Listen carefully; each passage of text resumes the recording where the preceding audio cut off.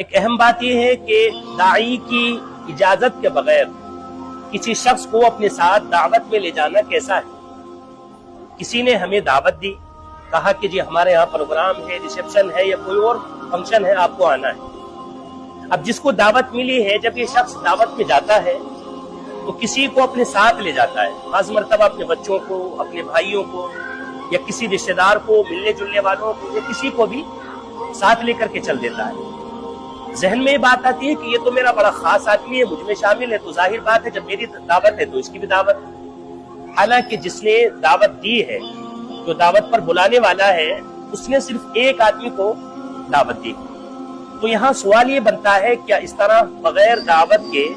Programme میں جا کر کھانا کھانا جائز ہے،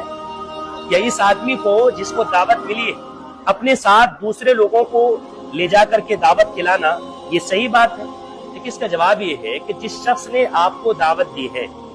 اگر اس سے آپ کی ایسی بے تکلفی ہے، ایسا گہرا تعلق ہے کہ آپ اگر بغیر دعوت کے بھی کسی کو اپنے ساتھ لے جاتے ہیں تو اس آدمی کو اور زیادہ خوشی ہوتی ہے، اس کو دیکھ کر کے اور زیادہ خوشی ہوتی ہے، ایسا لگاؤ، تو گویا یہ خاموشی اجازت ہے، یہ خاموشی کے ساتھ ایک اجازت ہے، اور اس طرح دعوت میں لے جانے میں کوئی حرج نہیں ہے۔ لیکن اگر اس شخص سے آپ کی ایسی بے تکلفی نہیں ہے، ایسا گہرا، ایسا خاص تعلق نہیں ہے، اور اس نے دعوت صرف آپ ہی کو دی ہے،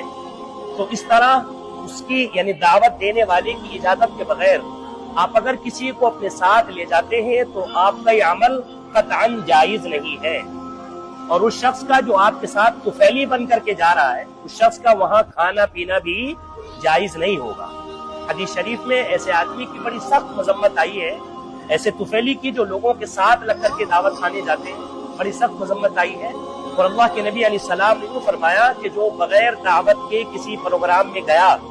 کسی کے یہاں داخل ہوا،